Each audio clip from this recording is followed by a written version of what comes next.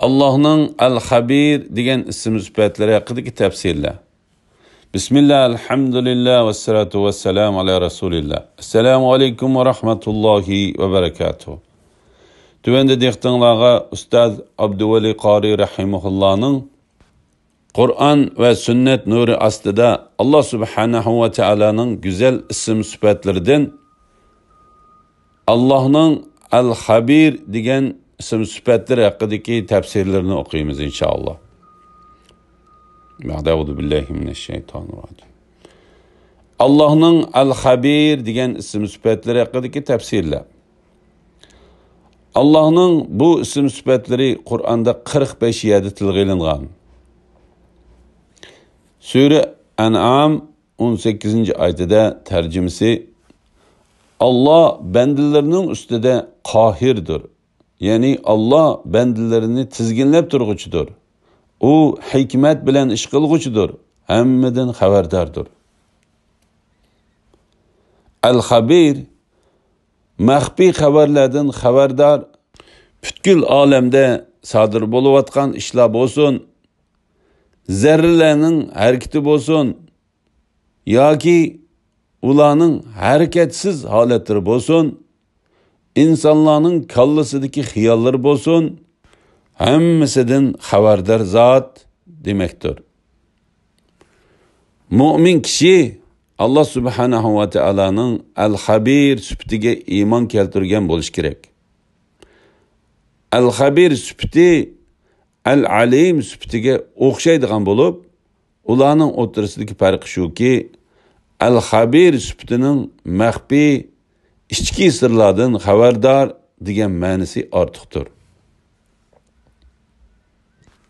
Bende Allah Subhanahu ve Teala'nın El-Habir süptini bilgendan keyin Allah Subhanahu ve Teala özünün mülkideki hamma maxfiy xabarlardan xabardor ekanligini bilgendan keyin mu'min kishi özünün jasad olamidagi sodir bo'layotgan ishlardan xabardor bo'lish kerak. Onun alemi bo'lsa qalbi ve bedenidir. Bu bedenle nimi işler bilen shug'ullanyapti? Qalblarda qandoq bir holatlar sodir bo'layapti? Mana bu narsalardan xabardor bo'lish kerak.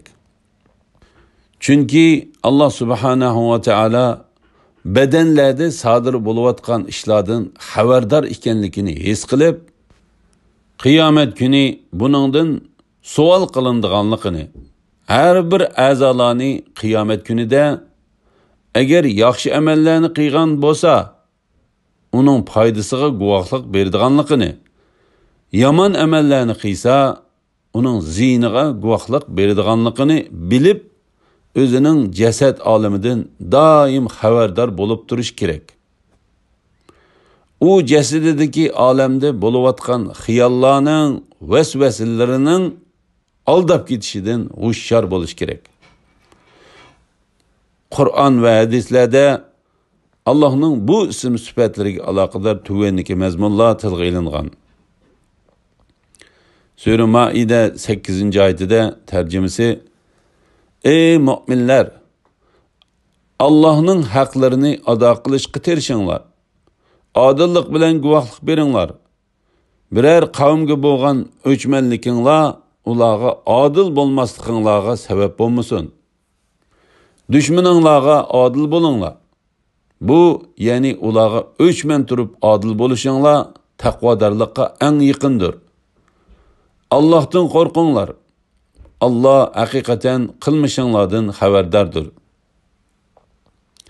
Sure Fatir 14. ayetida tercümesi agar ularni chaqirsanglar, sizlarning chaqirganinglarni anglamaydi.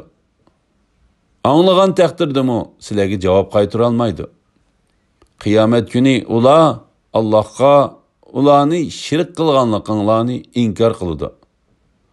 Müşriklarının ve ulanın ma'budlarının kıyamet günüdeki ahvalini hiç ahadi sana hemmeden haberdar zat tek, yani Allah tek eytip verilmeydi. Elhamdülillah. Yukarıda Ustaz Abduvali Qari Rahimullah'ın Qur'on va sunnat nuri ostida Alloh subhanahu va taoloning go'zal ism sifatlarining qisqacha tafsiriy darsliklaridan Allohning Al-Xabir degan ism sifatlari haqidagi tafsirlarni angladinglar. Oxirini keyin qitimliq o'qishimiz davomlashtiramiz inshaalloh. Va sallallohu ala Muhammad va ala alihi va sahbihi va sallam. Assalomu alaykum va rahmatullohi va barakatuh.